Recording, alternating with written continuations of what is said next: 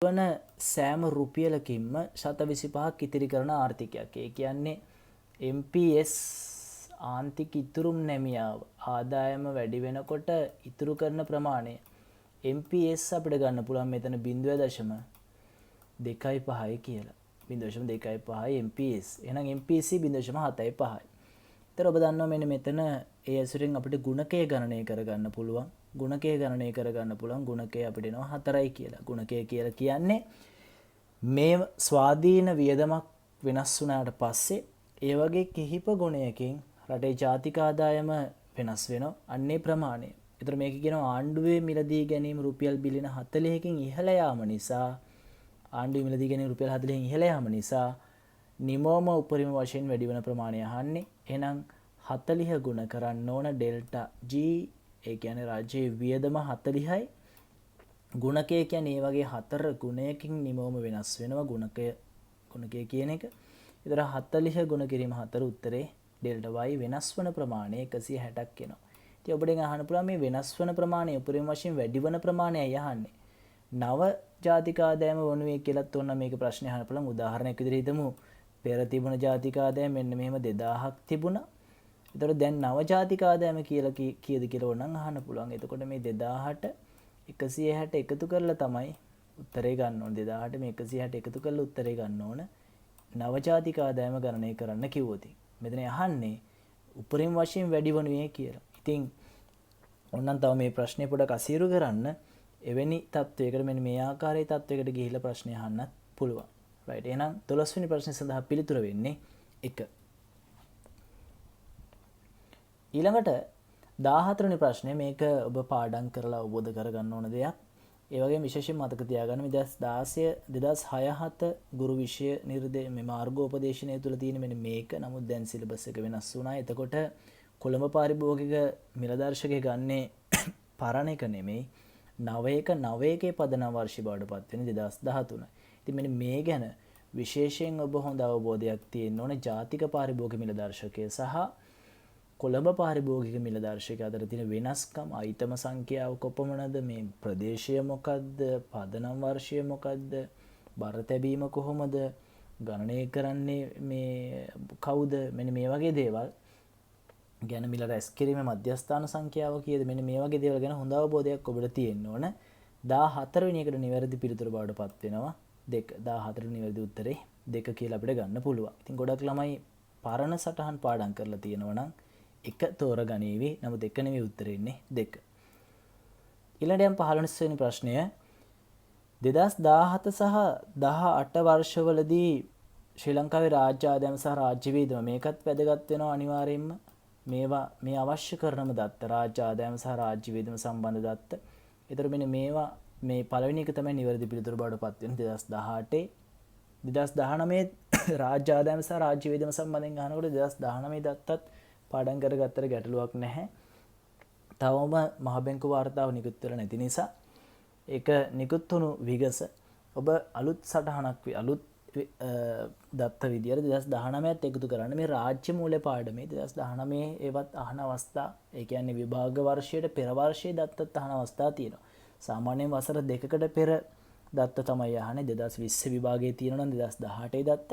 නමුත් මේ රාජ්‍ය මූල්‍ය පාඩමේදී ආසන්න වසරේ දත්තත් අහන අවස්ථා දෙකලා තියෙනවා. ඒ නිසා වඩා හොඳයි 2019 දත්තත් මේකට එකතු කරගත්තා නම්. එහෙනම් 15 වෙනි ප්‍රශ්නේ සඳහා පිළිතුර 1. ඊළඟට 16ත් ඒක පාඩම් කරලා ඔබ උත්තර ගන්න ඕන. මේ රාජ්‍ය බදු ආදායම සහ පුනරාවර්තන වියදම මේකේ විශාලතම සංරචක දෙක බවට පත් වෙන්නේ නිෂ්පාදන බදු රාජ්‍ය බදු ආදායමේ පුනරාවර්තන වියදමේ පොලී ගෙවීම තමයි විශාලතම සංරචකය.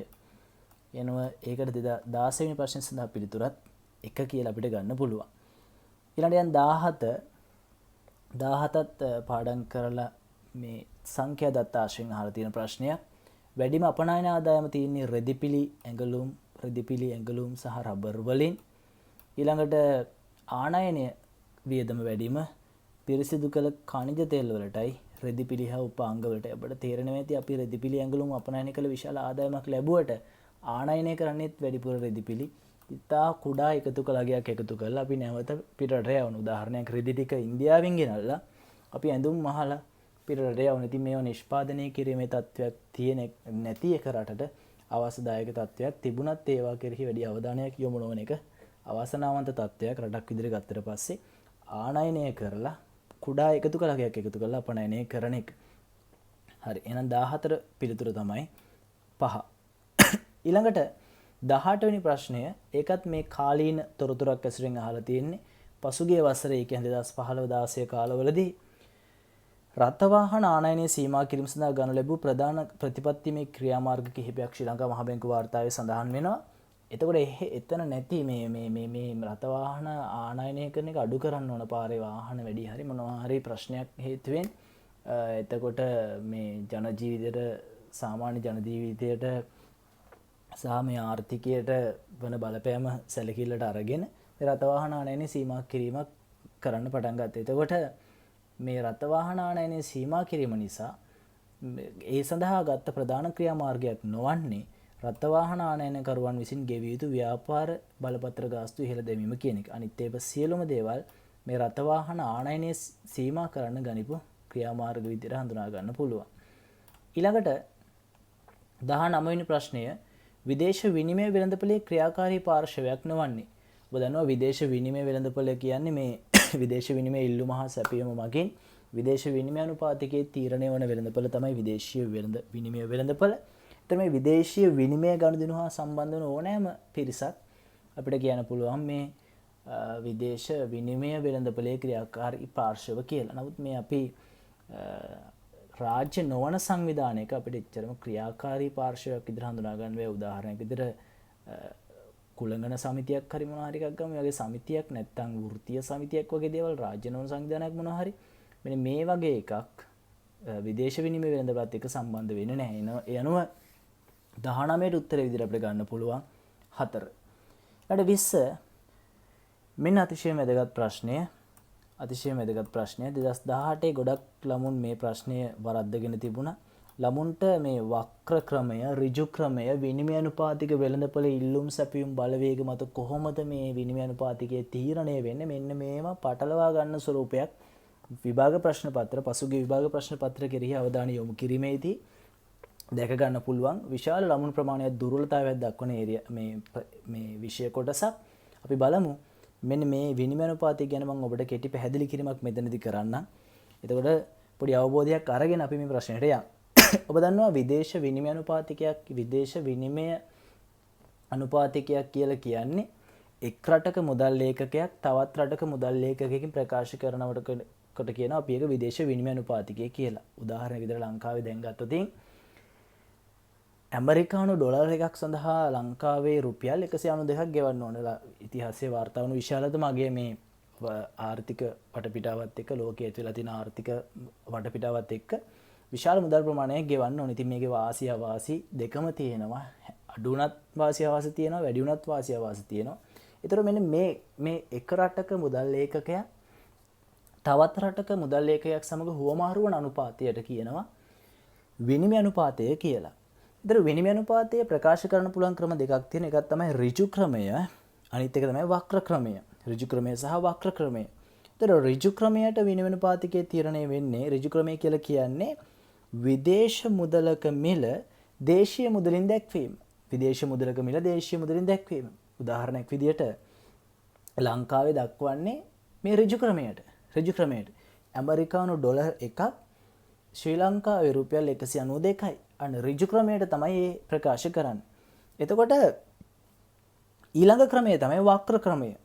වක්‍ර ක්‍රමය කියලා කියන්නේ දේශීය මුදලක මිල විදේශීය මුදලින් ප්‍රකාශ කිරීම. උදාහරණයක් රුපියලක වටිනාකම ඇමරිකානු ඩොලර් 0.0054ක් අන්න ඒ වගේ අගයක් ගන්නවා. එතකොට අන්න ඒකට අපි කියනවා වක්‍ර ක්‍රමය කියලා. ඉතින් ඔබ ඒක පටලවා ගන්න එපා. ලංකාවේ භාවිත වෙන ඍජු ක්‍රමය. එහෙම මත තියාගත්ත නම් ඉතා පහසුයි. ඊළඟට මේ විදේශ මුදලක මේ ඍජු ක්‍රමයට කියන ඕන මිල නිර්ණය වීමේ ක්‍රමය කියලා. ඊළඟ වක්‍ර ක්‍රමයට කියන ප්‍රමාණය නිර්ණය වීමේ ක්‍රමය කියලා. දැන් අපි අවධානය යොමු කරමු වෙළඳපොළ දෙසට. ඍජු ක්‍රමයේ යටතේ ඉල්ලුම් සැපයුම් මේ ඍජු ක්‍රමයේ යටතේ විදේශ විනිමය ඉල්ලුම තීරණය වෙන්නේ නැත්නම් අපි කියමු ඍජු ක්‍රමයේ යටතේ තියෙන ඩොලර් ඉල්ලුම සහ ඩොලර් සැපයීම මත තමයි රුපියලේ වටිනාකම තීරණය වෙන්නේ. එතකොට ඩොලර් ඉල්ලුම කියලා කියන අපි ඩොලර් ඉල්ලන්නේ මොකටද? ඩොලර් ඉල්ලන්නේ ඔබ ගෙවුම් ශේෂ ලේඛනයේ 10 වෙනි පාඩම මේ 10 වෙනි පාඩමේ තියෙන ගෙවුම් ශේෂය කියලා අපි ඩොලර් ඉල්ලන්නේ සරලව පිටරට තියෙන භාණ්ඩ මිලදී ගන්න. නැත්තම් ආනයනය කරන්න ඩොලර් ඉල්ලන විදේශ රටවල වලට අපි රුපියල් දීලා වැඩක් නැහැ. යාළුවට ඩොලර් දෙන්න ඕන. එතකොට අපි ඒ සඳහා ඩොලර් ඉල්ලනවා. රුපියල් ඩොලර් වලට මාරු කරලා ඩොලර් වලින් ගෙවනවා. එතකොට ඩොලර් ඉල්ලනවා. ඩොලර් ඉල්ලුම තීරණය වෙනවා යනුව. ඊළඟට ඩොලර් සැපයුම කියලා කියන්නේ ගෙවුම් ශේෂ ලේඛනයේ ලැබීම. ගෙවුම් ශේෂ ලේඛනයේ අපි අපනයනය කරන් පස්සේ අපිට ඩොලර් ලැබෙනවා. අන්න ඒක තමයි ඩොලර් සැපයුම කියලා කියන්නේ. ඉතින් ඔබට සරලව මතක තියාගන්න පුළුවන් මෙන්න මෙහෙම ඍජු ක්‍රමය යටතේ ඩොලර් ඉල්ලුම සහ සැපයුම මත තමයි විනිමය අනුපාතිකය තීරණය වෙන්නේ. ඩොලර් ඉල්ලුම කියලා කියන්නේ ගෙවුම් ශේෂ ලේඛනයේ ගෙවීම. ඩොලර් සැපයුම කියලා කියන්නේ ගෙවුම් ශේෂ ලේඛනයේ ලැබීම. ගෙවුම් ශේෂයේ ලැබීම. ඊළඟ වක්‍ර ක්‍රමය යටතේ රුපියල් ඉල්ලුම සහ රුපියල් සැපයුම මත තමයි විනිමය අනුපාතිකය තීරණය වෙන්නේ. රුපියල් ඉල්ලුම කියලා කියන්නේ ගෙවුම් ශේෂ ලේඛනයේ ලැබීම. රුපියල් සැපයුම කියලා කියන්නේ ගෙවුම් ශේෂ ලේඛනයේ ලැබීම. ඔබට මේ බහුවර්ණ වලට ඒ වගේ මතකයක් තබා ගත්තා නම් හරි. දැන් ප්‍රශ්නේ තියෙන්නේ මෙතන සරල ක්‍රමයක් තියෙන. ඒ තමයි එකක් මතක තියාගත්තා නම් ඇති. ඍජු ක්‍රමය යටතේ ඩොලර් ඉල්ලුමට බලපාන්නේ ගෙවුම් ශේෂ ලේඛනයේ ගෙවීම නම් වක්‍ර ක්‍රමයේ රුපියල් සැපයීමට බලපාන්නේ ඒක. අරකේ ඉල්ලුමට බලපාන්නේ මේක සැපයීමට. එතකොට ඩොලර් සැපයීමට බලපාන්නේ ගෙවුම් ශේෂ ලේඛනයේ ලැබීම නම් වක්‍ර ක්‍රමය යටතේ ඩොලර් රුපියල් ඉල්ලුමට බලපාන්නේ ගෙවුම් ශේෂ ලේඛනයේ ලැබීම. ඉතින් මෙන්න මේක හොඳට මතක තබා ගන්න. ඔබ දන්නවා ආනයන වැඩි වෙනකොට අපි ආනයනය කරන ප්‍රමාණය වැඩි වෙනකොට අපේ මුදලේ අගය පිරිහෙනවා. දැන් අගය එන්න අඩු වෙනවා. ඒ කියන්නේ ඩොලරයට ගෙවිය යුතු රුපියල් ප්‍රමාණය වැඩි වෙනවා. ඒතර තමයි අගය අඩු වෙනවයි කියලා කියන්නේ. ඉතින් මේක විශාල ලොකු පාඩමක්. ඉතින් ඔබට සරලව බහුවර්ණ ප්‍රශ්න පත්‍ර සඳහා මෙන්න මේ කතා කරපු දැනුම ප්‍රමාණවත්. මොකද්ද ඍජු ක්‍රමය කියන්නේ? මොකද වක්‍ර ක්‍රමය කියන්නේ? කොහොමද ඍජු ක්‍රමයට ඉල්ලුම් සැපීම වක්‍ර අඳින්නේ? ඒ ඉල්ලුම් සැපීම වක්‍ර මොනවද නිරූපණය කරන්නේ? ඍජු සැපීම ඉල්ලුම් වක්‍රය, ඩොලර් ඉල්ලුම් වක්‍රය, සැපීම වක්‍රය, ඩොලර් සැපීම වක්‍රය. ඩොලර් ඉල්ලුම නිරූපණය කරන්නේ ගෙවුම් ශේෂ ලේඛනයේ ගෙවීම. ඩොලර් සැපීම නිරූපණය කරන්නේ ගෙවුම් ශේෂ ලේඛනයේ ලැබීම. වක්‍ර ක්‍රමයේදී ඉල්ලුම් සැපීම වක්‍ර දෙකේ තියෙන්නේ ඉල්ලුම් වක්‍රය, රුපියල් ඉල්ලුම, සැපීම වක්‍රය, රුපියල් සැපීම. ඒතර ඉල්ලුම් වක්‍රය තුල තියෙන ගෙවුම් ශේෂ ලේඛනයේ ලැබීම, සැපීම වක්‍රය තුල තියෙන ගෙවුම් ශේෂ ලේඛනයේ ගෙවීම. ඉතින් මේ දෙක ඉල්ලුම සැපීම කියන එක ඍජු ක්‍රමයේ වක්‍ර ක්‍රමයේදී ඍජු ක්‍රමයේදී ඉල්ලුමට බලපාන ඒවා වක්‍ර ක්‍රමයේදී සැපීමට බලපානවා. ඍජු ක්‍රමයේදී සැපීමට බලපාන ඒවා වක්‍ර ක්‍රමයේදී ඉල්ලුමට බලපානවා. ඉතින් මෙන්න මේ ගැන ඇහුවට පස්සේ මේ අනුව උත්තරය අපිට බැලුවට පස්සේ 20 වෙනි ප්‍රශ්නය සඳහා බලමු උත්තරයක් කොහොමද ගොඩනගාගන්නේ කියලා. වක්‍ර ක්‍රමය යටතේ තීරණය වූ විදේශීය විනිමය වෙළඳපළක රුපියල් ඉල්ලුම වැඩි වුවහොත් ඔන්න වක්‍ර ක්‍රමයේදී මෙන්න මම වක්‍රය අඳින්නම්. වක්‍ර ක්‍රමයේදී අපි මේ කතා කරේ මෙන්න මේ කියන කාරණාව. මෙතන තියෙන්නේ රුපියල් ප්‍රමාණය තමයි මෙන්න මෙතන තියෙන්නේ. රුපියල් ප්‍රමාණය තියෙන්නේ. එතකොට මෙන්න ඉල්ලුම් වක්‍රය පහළට බෑවුන ඉල්ලුම් වක්‍රයක්, මෙන්න සැපයුම් වක්‍රය. එතන මේ මොන ඉල්ලුම් වක්‍රයද? මේ රුපියල් සැපයුම් වක්‍රය. ඒ වගේම රුපියල් සැපයුම් වක්‍රය මේ තියෙන්නේ රුපියල් ඉල්ලුම් වක්‍රය. එතන මේ පැත්තෙන් නිරූපණය කරන මම කියව වක්‍ර ක්‍රමය කියන්නේ රුපියලට ගෙවන්න ඩොලර් ප්‍රමාණය. රුපියල් එකක් ඩොලර් කීයක්ද කියන එක. රුපියල් එකක් ඩොලර් කීයක්ද? මේකෙන් සිරසක්ෂය නිරූපණය කරන්නේ එක. රුපියල් එකක් ඩොලර් කීයක්ද කියන එක අපි හිතමු 0.005ක් එහෙම ගයක් ගමු. එතකොට මෙන්න මෙතන මේ තමයි ඒ ප්‍රමාණය, මේ රුපියල් ප්‍රමාණය කොච්චරද කියන එක කිසියම් අගයක් ගන්න. මෙතන තමයි ඉන්නේ අර 0.005ක් හරි මොකක් හරි එහෙම අගයක් ගමු. 0.005 හරි. ඔන්න මේකත් අපි අගයක් ගමු. එතකොට අහන ප්‍රශ්නය තමයි රුපියල් ඉල්ලුම වැඩි වුවහොත්. මෙන්න රුපියල් ඉල්ලුම වැඩි වුවහොත් වෙන මෙන්න මේක රුපියල් ඉල්ලුම වැඩි වුණොත් මෙන්න මේ අගය වැඩි වෙනවා. එතකොට 0.006ක් කියලා ගමු. 0.006 කියන්නේ අපේ මුදල ශක්තිමත් වෙලා දැන් රුපියලකට ලැබෙනවා ඩොලර් 0.006ක්. එහෙනම් අපේ මුදල ශක්තිමත් වෙලා හොඳයි අපේ මුදල ශක්තිමත් වෙන එක. එහෙනම් ඒ අනුව අපේ මුදල ශක්තිමත් වුණාන් පස්සේ විදේශිකයන්ට ශ්‍රී ලංකාවේ සංචාරණය කිරීම පෙරට වඩා වාසිදායක නෑ අවාසිදායකයි. එහෙනම් මේක වැරදි. වාසිදායක නෑ. වෙනද යාට රුපියලක භාණ්ඩයක් මිලදී ගන්න ඩොලර් ගෙවන්නනේ අපි 5 6 එහෙම ගමු. ඩොලර් 5ක් ගෙවුවා නම් දැන් රුපියලක භාණ්ඩයක ඩොලර් 6ක් ගෙවන්න වෙනවා. ඒකට විදේශිකයන්ට ශ්‍රී ලංකාවේ භාණ්ඩ පෙරට වඩා මිල වැඩි වෙන යුතු. ඔව් ඉස්සෙල්ලා රුපියලක භාණ්ඩයක් එයා රුපියල් 5ට ගත්තා.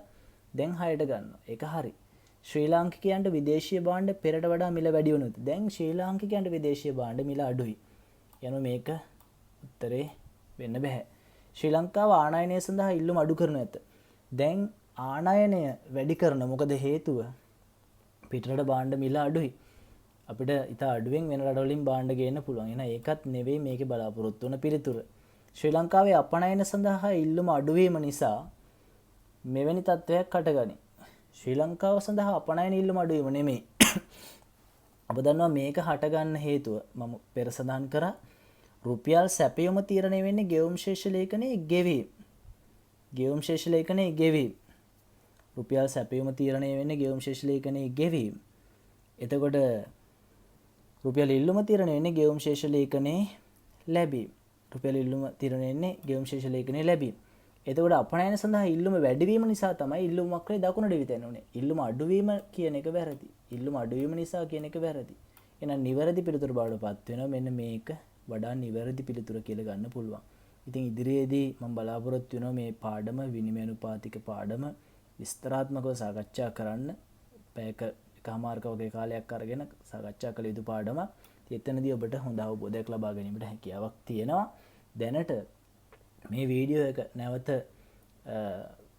පස්සට අරගෙන ඔබට මේ කතාව හොඳට අහගෙන හිටියනම් ඒ අනුව ඔබ පොඩි සටහනක් හදාගත්තා නම් මේ ගැන විභාගයට අවශ්‍ය මේ MCQ ප්‍රශ්න පත්‍ර සඳහා අවශ්‍ය දැනුම ඔබට හොඳට ලබා ගැනීමට හැකියාවක් තියෙනවා. හරි එහෙනම් 20 වෙනි ප්‍රශ්න සඳහා පිළිතුර 2. ඊළඟට 21 ගිනි සංගුණකය කියන්නේ මෙන්න මේ ආදායම් විෂමතාවය මැනීම සඳහා නිරූපණය කිරීම සඳහා භාවිතා කරන මේ දර්ශකයක්. එතකොට ඒක එකට ලං වෙනකොට ආදායම් විෂමතාවය වැඩි, බිඳුවට ලං වෙනකොට ආදායම් විෂමතාවය අඩුයි. එකට ලං වෙනකොට ආදායම් විෂමතාවය වැඩි, බිඳුවට ලං වෙනකොට ආදායම් විෂමතාවය අඩුයි. එහෙනම් මේක අහන්නේ ගිනි සංගුණක ඒ රටේ 0.78 කියන්නේ ඒ රටේ ආදායම් විෂමතාවය වැඩි, B රටේ ආදායම් විෂමතාවය අඩුයි. එහෙනම් මේකේ උත්තරේ මොකද? 21 සඳහා උත්තරේ. ඒ රටේ ආදායම් විෂමතාවය අඩුය. වැරදි. B රටේ ආදායම් විෂමතාවයක් නැත. තියෙනවා. වැරදි. සමහර හිතන්න පුළුවන් මේක 50 කියනකොට මේ පිළිතුර හරි කියලා. නමුත් එහෙම වෙන්න විදියක් නැහැ. බිඳුවක් වුණා නම් තමයි ආදායම් විෂමතාවයක් නැහැ කියලා කියන්නේ. එහෙනම් මෙතන බිඳුවක් වුණා නම් ආදායම් විෂමතාවයක් දකින්න ලැබෙන්නේ නැහැ. ලෝරන්ස් වක්‍රය සමව්‍යාප්ති රේඛාව මතම පිහිටනවා. ඊළඟ රටේ ආදායම වැඩි. ඒ රටේ ආදායම වැඩි වශයෙන් දුප්පතුන් වෙත බෙදී ගොස් ඇත. වැරදි. ඉහළ ආදායම්ලාභීන් අතර තියෙන ආදායම් විෂමතාවයක් තියෙනවා. B රටේ ආදායම සමානව බෙදී ගොස් ඇත. සමානව බෙදලා ගිහිල්ලත් නැහැ. විෂමතාවයක් තියෙනවා. ඒ රටට වඩා B රටේ ආදායම් විෂමතාවය අඩුයි. අන්න ඒකට අපිට හරියට නිවැරදි කියලා එකඟ වෙන්න පුළුවන්. මෙන්න මේ පිළිතුරු දෙකම එකම අදහසක් එන්නේ. 2 4 එකම අදහසක් එන්නේ. පස්වෙනි එක ඒ රටට වඩා B රටේ ආදායම් විෂමතාවය අඩුයි කියන එක තමයි පිළිතුර වෙන්නේ. යන 21ට උත්තරේ 5 කියලා ගන්න පුළුවන්.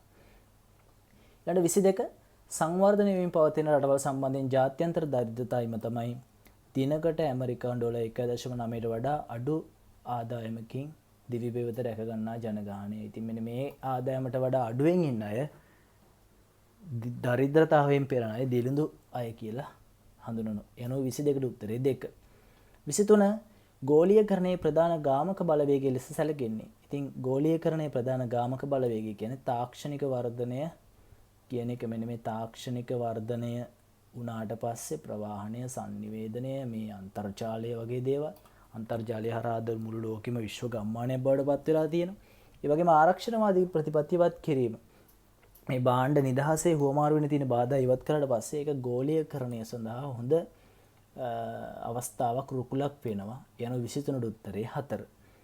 24 දෙන ලද වර්ෂයක සේවා නියුක්තිය සහ සේවා වියුක්තිය යන දෙකම මෙන්න මේ දෙක එකතු කරගෙන පස්සේ එනවා විභව ශ්‍රම බලකාය නැත්තම් ආර්ථික වශයෙන් සක්‍රීය ජනතාව. එනම් මේකේ අදහස් කරන්නේ දෙකම වසර 10ක කාල පරිච්ඡේදය ඇතුළත ඉහළ ගොස් ඇත. මෙම තත්ත්වයට හේතු වන්නට ඇත්තේ පාසලන් කවරක් ඉහළ යාමද කියලා අහනවා. එහෙනම් වඩා නිවැරදි පිළිතුර ආර්ථික වශයෙන් සක්‍රීය ජනගහනය ඉහළ යාම කියන එක. ආර්ථික වශයෙන් සක්‍රීය ජනගහනය ඉහළ යාම කියන එක අපිට ගන්න පුළුවන්. ඔබ දන්නවා ආර්ථික වශයෙන් අක්‍රීය ජනගහනය කියලා අපි ගන්නවා පූර්ණ කාලීන අධ්‍යාපනය ලබන්න. ඒකට හේතුව වුන් රැකියාව බලාපොරොත්තු වෙන්නේ නැහැ. පූර්ණ කාලීන අධ්‍යාපනය ලබනවා. ඔබ උසස් පෙළ කරන ළමෙක් විදිහට මේ කොටසට අයත් වෙන්නේ. රැකියාව බලාපොරොත්තු නොවි අධ්‍යාපනයේ නිරත වන නිසා මේ අවස්ථාවේදී රැකියාව බලාපොරොත්තු වෙන අනාගතයේදී බලාපොරොත්තු වෙනවා. නමුත් මේ වසර තුල ඔබ බලාපොරොත්තු වෙන්නේ ඊළඟට පූර්ණ කාලීන ආබාධිතයන්, ඊපස්සේ පූජකයන්, ඊපස්සේ ගෘහ කටයුතු වල නිරත අය. මෙන්න මේ කට්ටිය ආර්ථික වශයෙන් අක්‍රීය ජනගහනය කියලා කියනවා. ආර්ථික වශයෙන් සක්‍රීය කියලා කියන්නේ මේ සේවා නියුක්ති සහ සේවා වියුක්ති පිරිස. ඉතින් ආර්ථික වශයෙන් සක්‍රීය පිරිස වැඩි වෙනකොට ජනගහනයත් මේ සේවා නියුක්තිය සහ සේවා වියුක්තිය යන දෙකම වැඩි වෙනවා.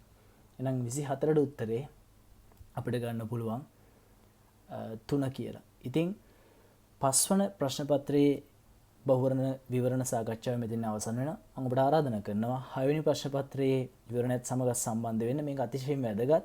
මේ ප්‍රශ්න පත්‍ර 12 හදලා තියෙන්නේ මුළු සමස්ත විෂය නිර්දේශයම ආවරණය වෙන විදිහට ඔබ 1 2 3 4 5 6 මේ ආදී පිළිවෙලට කරලා ඒ වැරදෙන ප්‍රශ්න නිවැරදිව බලාගත්තොත් ඔබට පුළුවන් ඉතා කෙටි කාලයක් තුළ මේ විෂය නිර්දේශය ආවරණය කරගන්න. ඒ වගේම ඉදිරියේදී බලාපොරොත්තු වෙන ඔබට ඉදිරිපත් කරන්න ඒ පාඩමට අදාළ බහුවර්ණ ප්‍රශ්න පත්‍ර සහිත වීඩියෝ මාලාවක්.